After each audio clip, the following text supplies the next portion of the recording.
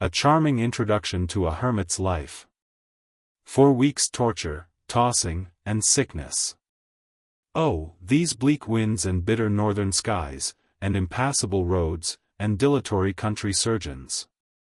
And oh, this dearth of the human physiognomy. And, worse than all, the terrible intimation of Kenneth that I need not expect to be out of doors till spring. Mr. Heathcliff has just honored me with a call. About 7 days ago he sent me a brace of grouse, the last of the season. Scoundrel!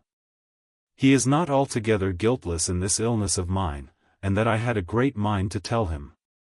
But, alas! How could I offend a man who was charitable enough to sit at my bedside a good hour, and talk on some other subject than pills and draughts, blisters and leeches? This is quite an easy interval. I am too weak to read, yet I feel as if I could enjoy something interesting. Why not have up Mrs. Dean to finish her tale? I can recollect its chief incidents, as far as she had gone. Yes, I remember her hero had run off, and never been heard of for 3 years, and the heroine was married. I'll ring, she'll be delighted to find me capable of talking cheerfully. Mrs. Dean came. It wants 20 minutes, sir, to taking the medicine, she commenced. Away, away with it. I replied, I desire to have. The doctor says you must drop the powders. With all my heart. Don't interrupt me. Come and take your seat here. Keep your fingers from that bitter phalanx of vials. Draw your knitting out of your pocket, that will do. Now continue the history of Mr. Heathcliff, from where you left off, to the present day. Did he finish his education on the continent, and come back a gentleman? Or did he get a sizar's place at college, or escape to America, and earn honors by drawing blood from his foster country? Or make a fortune more promptly on the English highways? He may have done a little in all these vocations, Mr. Lockwood, but I couldn't give my word for any. I stated before that I didn't know how he gained his money, neither am I aware of the means he took to raise his mind from the savage ignorance into which it was sunk, but, with your leave, I'll proceed in my own fashion, if you think it will amuse and not weary you. Are you feeling better this morning? Much. That's good news. It was not the thorn bending to the honeysuckles, but the honeysuckles embracing the thorn. There were no mutual concessions, one stood erect, and the others yielded, and who can be ill-natured and bad-tempered when they encounter neither opposition nor indifference? I observed that Mr. Edgar had a deep-rooted fear of ruffling her humor.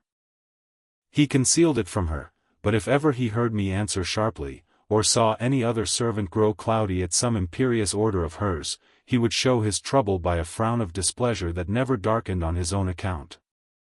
He many a time spoke sternly to me about my pertness, and averred that the stab of a knife could not inflict a worse pang than he suffered at seeing his lady vexed. Not to grieve a kind master, I learned to be less touchy, and, for the space of half a year, the gunpowder lay as harmless as sand, because no fire came near to explode it. Catherine had seasons of gloom and silence now and then. They were respected with sympathizing silence by her husband, who ascribed them to an alteration in her constitution, produced by her perilous illness, as she was never subject to depression of spirits before. The return of sunshine was welcomed by answering sunshine from him. I believe I may assert that they were really in possession of deep and growing happiness. It ended.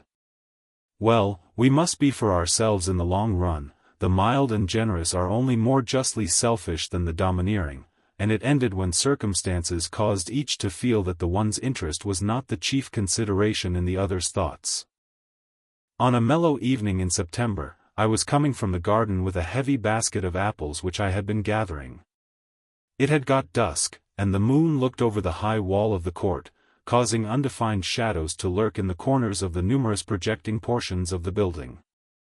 I set my burden on the house steps by the kitchen door, and lingered to rest, and drew in a few more breaths of the soft, sweet air. My eyes were on the moon, and my back to the entrance, when I heard a voice behind me say, "Nellie, is that you?" It was a deep voice, and foreign in tone, yet there was something in the manner of pronouncing my name which made it sound familiar. I turned about to discover who spoke, fearfully, for the doors were shut, and I had seen nobody on approaching the steps. Something stirred in the porch, and, moving nearer, I distinguished a tall man dressed in dark clothes, with dark face and hair. He leant against the side, and held his fingers on the latch as if intending to open for himself. Who can it be? I thought. Mr. Earnshaw? Oh, no. The voice has no resemblance to his. I have waited here an hour, he resumed, while I continued staring, and the whole of that time all round has been as still as death. I dared not enter. You do not know me? Look, I'm not a stranger. A ray fell on his features, the cheeks were sallow, and half covered with black whiskers, the brows lowering, the eyes deep-set and singular. I remembered the eyes. What? I cried, uncertain whether to regard him as a worldly visitor, and I raised my hands in amazement. What? You come back? Is it really you? Is it? Yes, Heathcliff, he replied, glancing from me up to the windows, which reflected a score of glittering moons, but showed no lights from within. Are they at home? Where is she? Nelly, you are not glad. You needn't be so disturbed. Is she here? Speak. I want to have one word with her, your mistress. Go, and say some person from Gimmerton desires to see her. How will she take it? I exclaimed. What will she do? The surprise bewilders me, it will put her out of her head. And you are Heathcliff. But altered. Nay, there's no comprehending it. Have you been for a soldier? Go and carry my message, he interrupted, impatiently. I'm in hell till you do. He lifted the latch, and I entered, but when I got to the parlor where Mr. and Mrs. Linton were, I could not persuade myself to proceed. At length I resolved on making an excuse to ask if they would have the candles lighted, and I opened the door. They sat together in a window whose lattice lay back against the wall, and displayed, beyond the garden trees, and the wild green park, the valley of Gimmerton, with a long line of mist winding nearly to its top, for very soon after you pass the chapel, as you may have noticed, the sough that runs from the marshes joins a beck which follows the bend of the glen. Wuthering Heights rose above this silvery vapor, but our old house was invisible, it rather dips down on the other side. Both the room and its occupants, and the scene they gazed on, looked wondrously peaceful.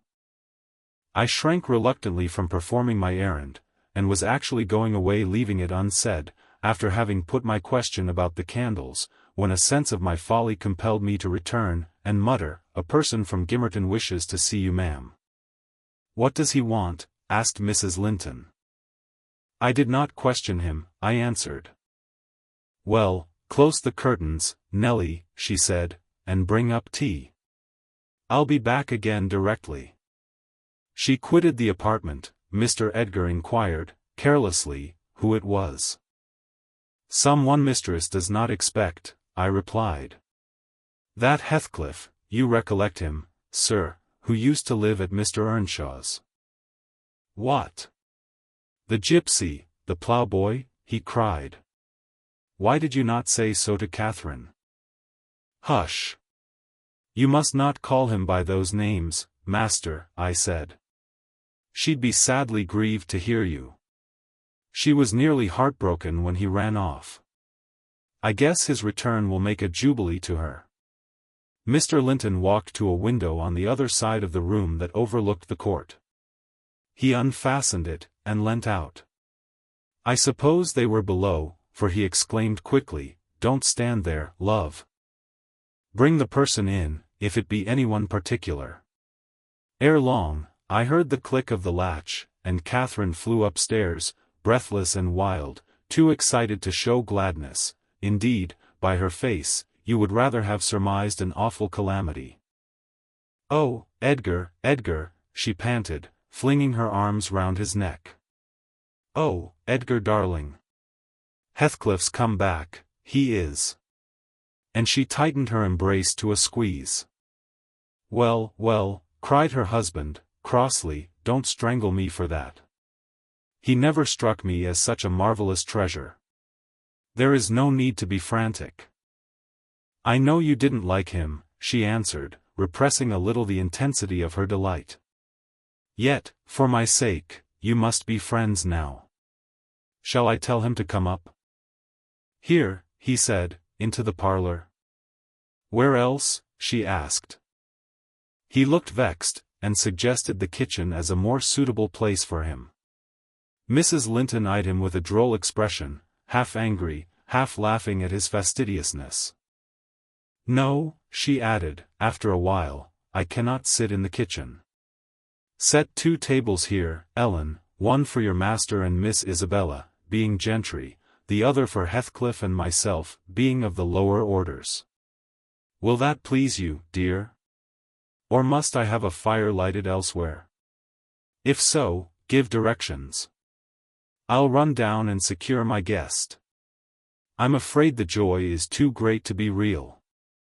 She was about to dart off again, but Edgar arrested her.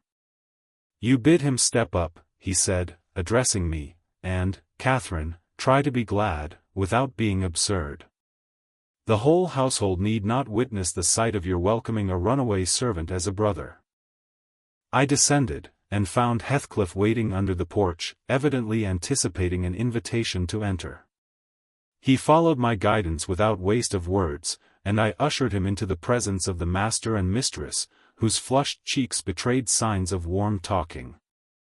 But the ladies glowed with another feeling when her friend appeared at the door. She sprang forward, took both his hands, and led him to Linton, and then she seized Linton's reluctant fingers and crushed them into his.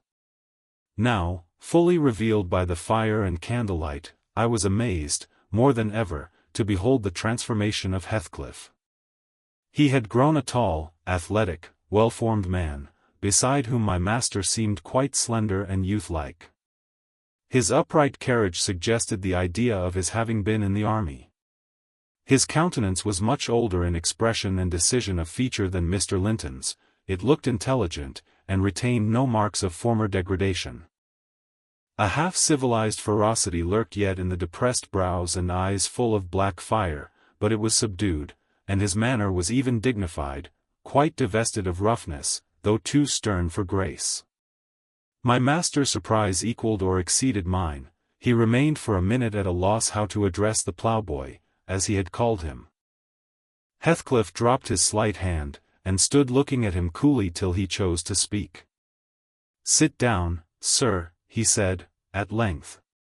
"Mrs. Linton, recalling old times, would have me give you a cordial reception, and, of course, I am gratified when anything occurs to please her." "And I also," answered Heathcliff, "especially if it be anything in which I have a part. I shall stay an hour or 2 willingly." He took a seat opposite Catherine, who kept her gaze fixed on him as if she feared he would vanish were she to remove it. He did not raise his to her often, a quick glance now and then sufficed, but it flashed back, each time more confidently, the undisguised delight he drank from hers. They were too much absorbed in their mutual joy to suffer embarrassment. Not so Mr. Edgar. He grew pale with pure annoyance, a feeling that reached its climax when his lady rose, and stepping across the rug, seized Heathcliff's hands again, and laughed like one beside herself.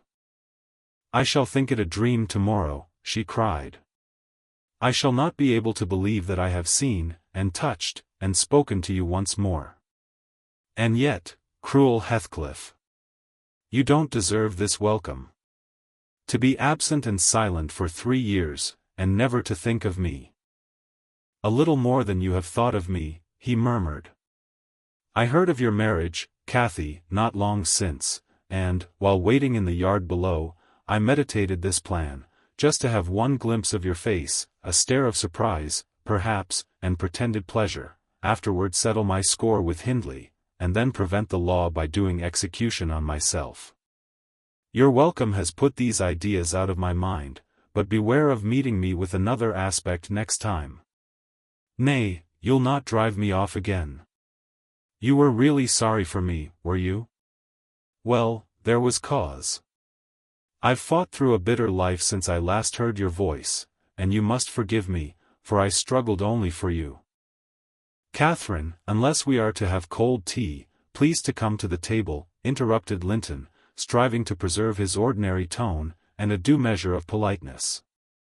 Mr. Heathcliff will have a long walk, wherever he may lodge tonight, and I'm thirsty. She took her post before the urn, and Miss Isabella came, summoned by the bell. Then, having handed their chairs forward, I left the room. The meal hardly endured 10 minutes. Catherine's cup was never filled, she could neither eat nor drink. Edgar had made a slop in his saucer, and scarcely swallowed a mouthful. Their guest did not protract his stay that evening above an hour longer. I asked, as he departed, if he went to Gimmerton. No, to Wuthering Heights, he answered. Mr. Earnshaw invited me, when I called this morning. Mr. Earnshaw invited him. And he called on Mr. Earnshaw. I pondered this sentence painfully, after he was gone. Is he turning out a bit of a hypocrite, and coming into the country to work mischief under a cloak? I mused. I had a presentiment in the bottom of my heart that he had better have remained away. About the middle of the night, I was wakened from my first nap by Mrs. Linton gliding into my chamber, taking a seat on my bedside, and pulling me by the hair to rouse me. I cannot rest, Ellen, she said, by way of apology. And I want some living creature to keep me company in my happiness. Edgar is sulky, because I'm glad of a thing that does not interest him. He refuses to open his mouth, except to utter pettish, silly speeches, and he affirmed I was cruel and selfish for wishing to talk when he was so sick and sleepy. He always contrives to be sick at the least cross. I gave a few sentences of commendation to Heathcliff, and he, either for a headache or a pang of envy, began to cry, so I got up and left him. What use is it praising Heathcliff to him? I answered. As lads they had an aversion to each other, and Heathcliff would hate just as much to hear him praised. It's human nature. Let Mr. Linton alone about him, unless you would like an open quarrel between them. But does it not show great weakness, pursued she. I'm not envious, I never feel hurt at the brightness of Isabella's yellow hair and the whiteness of her skin, at her dainty elegance, and the fondness all the family exhibit for her. Even you, Nelly, if we have a dispute sometimes, you back Isabella at once, and I yield like a foolish mother. I call her a darling, and flatter her into a good temper.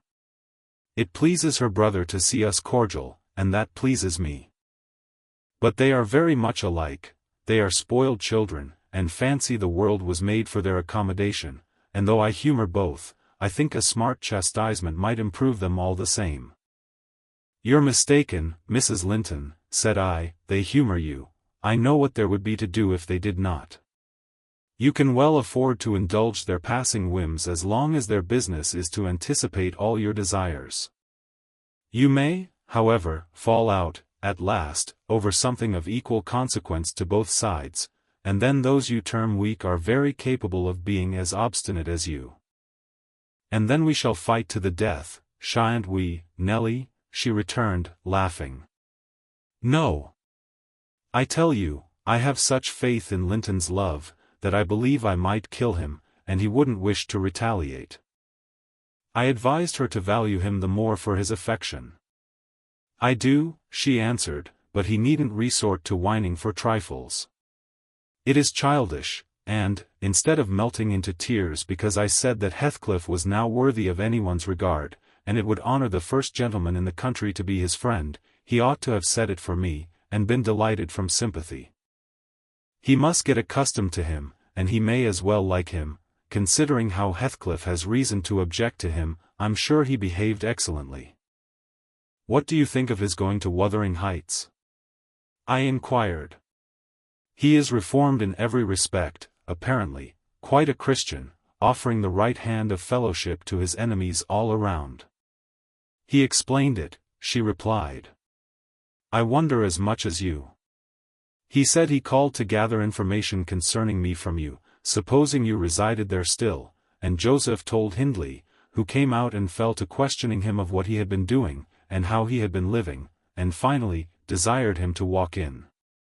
There were some persons sitting at cards. Heathcliff joined them. My brother lost some money to him, and, finding him plentifully supplied, he requested that he would come again in the evening, to which he consented.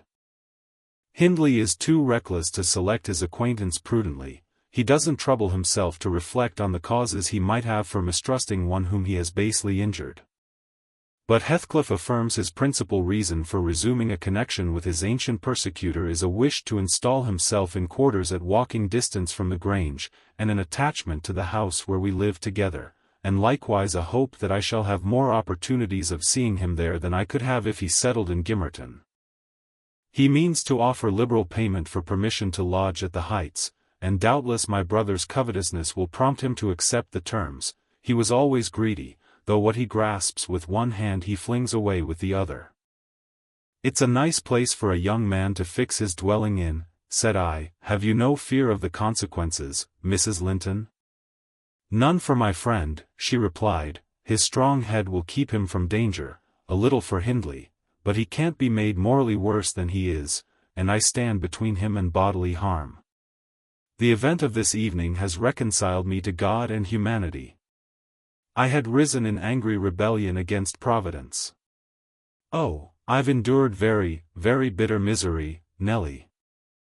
If that creature knew how bitter, he'd be ashamed to cloud its removal with idle petulance.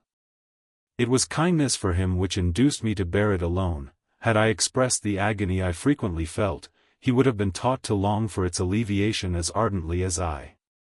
However, it's over, and I'll take no revenge on his folly. I can afford to suffer anything hereafter. Should the meanest thing alive slap me on the cheek, I'd not only turn the other, but I'd ask pardon for provoking it, and, as a proof, I'll go make my peace with Edgar instantly. Good night. I'm an angel. In this self-complacent conviction she departed, and the success of her fulfilled resolution was obvious on the morrow. Mr. Linton had not only abjured his peevishness, though his spirit seemed still subdued by Catherine's exuberance of vivacity, but he ventured no objection to her taking Isabella with her to Wuthering Heights in the afternoon, and she rewarded him with such a summer of sweetness and affection in return as made the house a paradise for several days, both master and servants profiting from the perpetual sunshine.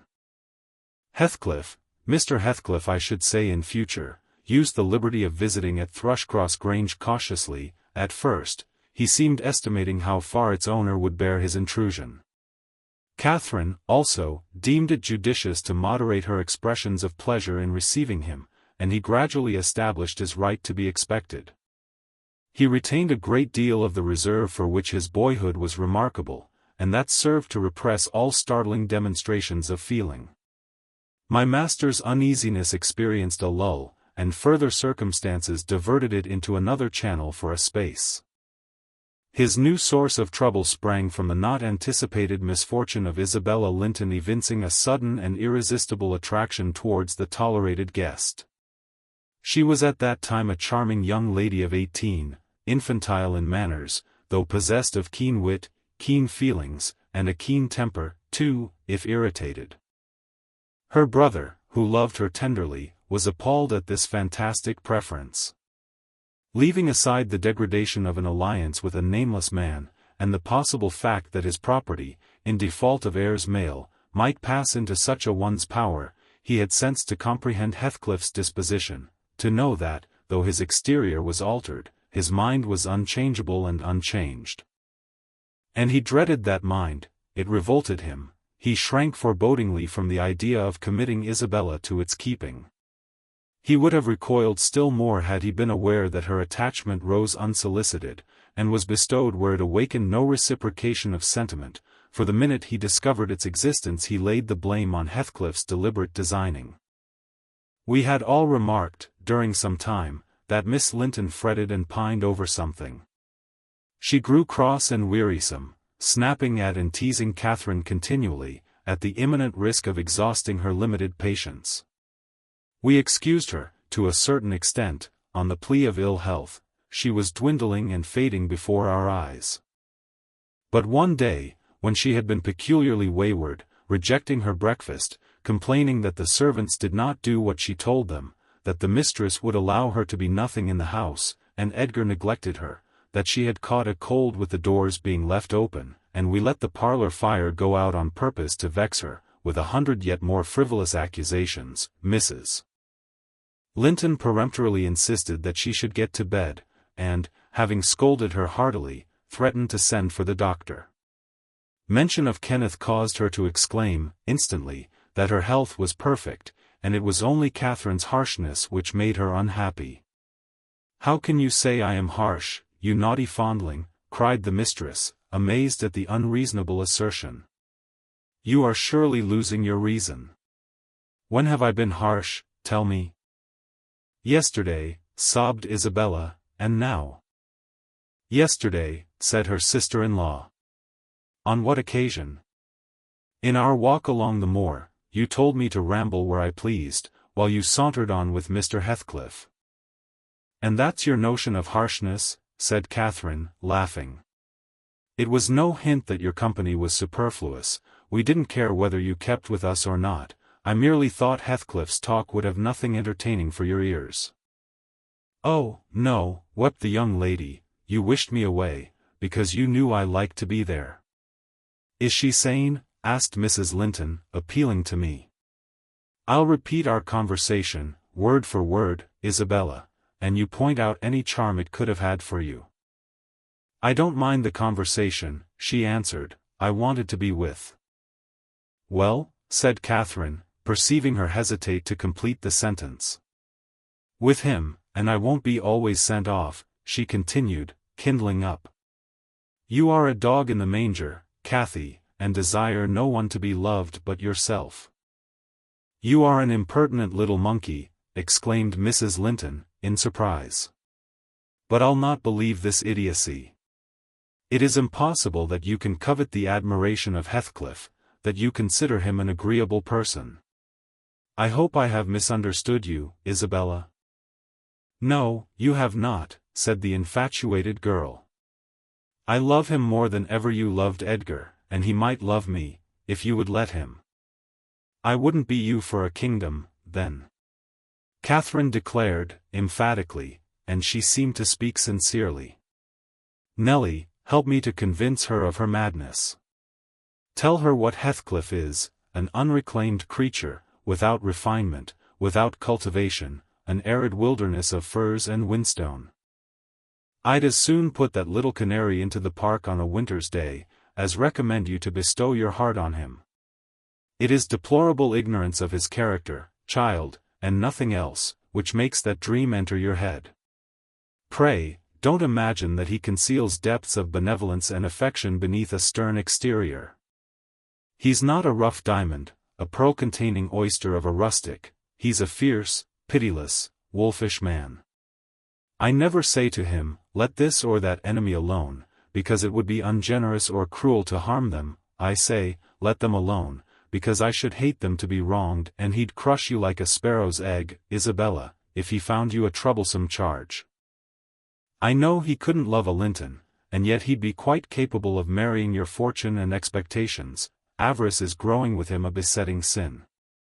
There's my picture, and I'm his friend, so much so, that had he thought seriously to catch you, I should, perhaps, have held my tongue, and let you fall into his trap."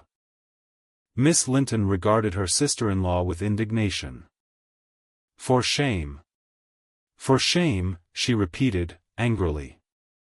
"You are worse than 20 foes, you poisonous friend." "Ah! You won't believe me, then?" said Catherine. "You think I speak from wicked selfishness?" "I'm certain you do," retorted Isabella, "and I shudder at you." "Good," cried the other. "Try for yourself, if that be your spirit. I have done, and yield the argument to your saucy insolence. And I must suffer for her egotism," she sobbed, as Mrs. Linton left the room. All is against me, she has blighted my single consolation. But she uttered falsehoods, didn't she? Mr. Heathcliff is not a fiend, he has an honorable soul, and a true one, or how could he remember her?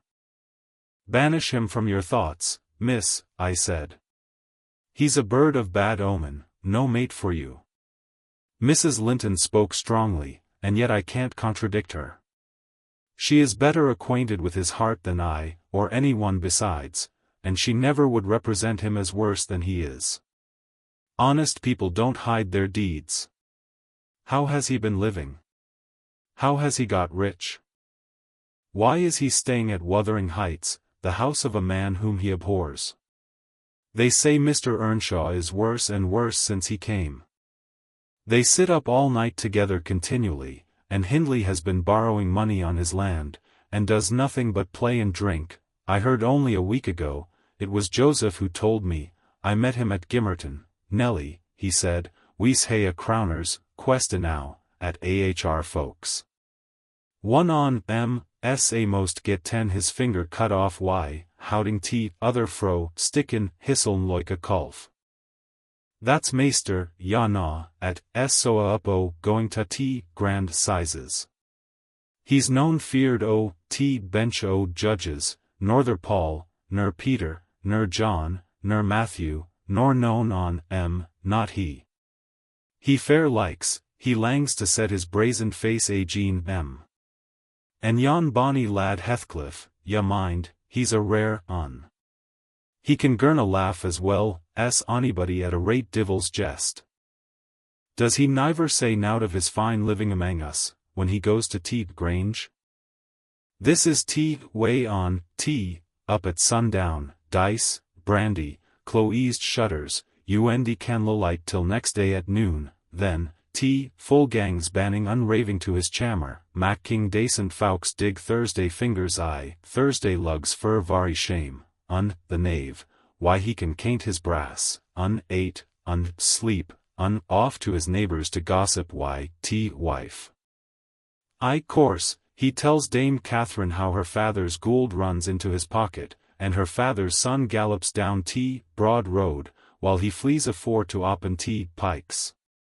Now, Miss Linton, Joseph is an old rascal, but no liar, and, if his account of Heathcliff's conduct be true, you would never think of desiring such a husband, would you? You are leagued with the rest, Ellen, she replied. I'll not listen to your slanders. What malevolence you must have to wish to convince me that there is no happiness in the world. Whether she would have got over this fancy if left to herself, or persevered in nursing it perpetually, I cannot say. She had little time to reflect. The day after, there was a justice meeting at the next town. My master was obliged to attend, and Mr. Heathcliff, aware of his absence, called rather earlier than usual. Catherine and Isabella were sitting in the library, on hostile terms, but silent, the latter alarmed at her recent indiscretion, and the disclosure she had made of her secret feelings in a transient fit of passion, the former, on mature consideration, really offended with her companion, and, if she laughed again at her pertness, inclined to make it no laughing matter to her. She did laugh as she saw Heathcliff pass the window. I was sweeping the hearth, and I noticed a mischievous smile on her lips. Isabella, absorbed in her meditations, or a book, remained till the door opened, and it was too late to attempt an escape, which she would gladly have done had it been practicable. Come in, that's right, exclaimed the mistress, gaily, pulling a chair to the fire. Here are two people sadly in need of a third to thaw the ice between them, and you are the very one we should both of us choose. Heathcliff, I'm proud to show you, at last, somebody that dotes on you more than myself. I expect you to feel flattered. Nay, it's not Nelly, don't look at her. My poor little sister-in-law is breaking her heart by mere contemplation of your physical and moral beauty. It lies in your own power to be Edgar's brother. No, no, Isabella, you shan't run off, she continued, arresting, with feigned playfulness, the confounded girl, who had risen indignantly. We were quarreling like cats about you, Heathcliff, and I was fairly beaten in protestations of devotion and admiration, and, moreover, I was informed that if I would but have the manners to stand aside, my rival, as she will have herself to be, would shoot a shaft into your soul that would fix you forever, and send my image into eternal oblivion." "Catherine," said Isabella, calling up her dignity, and disdaining to struggle from the tight grasp that held her, "I'd thank you to adhere to the truth and not slander me, even in joke. Mr. Heathcliff, be kind enough to bid this friend of yours release me. She forgets that you and I are not intimate acquaintances, and what amuses her is painful to me beyond expression." As the guest answered nothing, but took his seat, and looked thoroughly indifferent what sentiments she cherished concerning him, she turned and whispered an earnest appeal for liberty to her tormentor. "By no means," cried Mrs. Linton in answer. "I won't be named a dog in the manger again. You shall stay, now then. Heathcliff, why don't you evince satisfaction at my pleasant news? Isabella swears that the love Edgar has for me is nothing to that she entertains for you. I'm sure she made some speech of the kind, did she not, Ellen? And she has fasted ever since the day before yesterday's walk, from sorrow and rage that I dispatched her out of your society under the idea of its being unacceptable." "I think you belie her," said Heathcliff, twisting his chair to face them. "She wishes to be out of my society now, at any rate." And he stared hard at the object of discourse, as one might do at a strange repulsive animal, a centipede from the Indies, for instance, which curiosity leads one to examine in spite of the aversion it raises. The poor thing couldn't bear that. She grew white and red in rapid succession, and, while tears beaded her lashes, bent the strength of her small fingers to loosen the firm clutch of Catherine, and perceiving that as fast as she raised one finger off her arm another closed down, and she could not remove the whole together, she began to make use of her nails, and their sharpness presently ornamented the detainers with crescents of red. "There's a tigress," exclaimed Mrs. Linton, setting her free, and shaking her hand with pain. "Begone, for God's sake, and hide your vixen face. How foolish to reveal those talons to him. Can't you fancy the conclusions he'll draw? Look, Heathcliff. They are instruments that will do execution. You must beware of your eyes." "I'd wrench them off her fingers, if they ever menaced me," he answered, brutally, when the door had closed after her. "But what did you mean by teasing the creature in that manner, Cathy? You were not speaking the truth, were you?" "I assure you I was," she returned. "She has been dying for your sake several weeks, and raving about you this morning, and pouring forth a deluge of abuse, because I represented your failings in a plain light, for the purpose of mitigating her adoration. But don't notice it further. I wish to punish her sauciness, that's all. I like her too well, my dear Heathcliff, to let you absolutely seize and devour her up. And I like her too ill to attempt it," said he, "except in a very ghoulish fashion. You'd hear of odd things if I lived alone with that mawkish, waxen face. The most ordinary would be painting on its white the colors of the rainbow, and turning the blue eyes black. Every day or two, they detestably resemble Linton's." "Delectably," observed Catherine. "They are dove's eyes, angels." "She's her brother's heir, is she not?" he asked, after a brief silence. "I should be sorry to think so," returned his companion. "Half a dozen nephews shall erase her title, please heaven. Abstract your mind from the subject at present. You are too prone to covet your neighbor's goods. Remember, this neighbor's goods are mine." "If they were mine, they would be none the less that," said Heathcliff. "But though Isabella Linton may be silly, she is scarcely mad, and, in short, will dismiss the matter, as you advise." From their tongues they did dismiss it, and Catherine, probably, from her thoughts.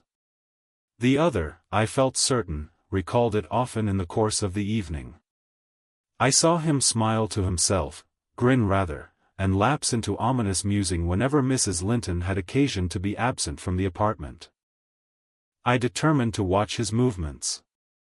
My heart invariably cleaved to the master's, in preference to Catherine's side, with reason I imagined, for he was kind, and trustful, and honorable, and she she could not be called the opposite, yet she seemed to allow herself such wide latitude, that I had little faith in her principles, and still less sympathy for her feelings. I wanted something to happen which might have the effect of freeing both Wuthering Heights and the Grange of Mr. Heathcliff, quietly, leaving us as we had been prior to his advent. His visits were a continual nightmare to me, and, I suspected, to my master also. His abode at the Heights was an oppression past explaining. I felt that God had forsaken the stray sheep there to its own wicked wanderings, and an evil beast prowled between it and the fold, waiting his time to spring and destroy.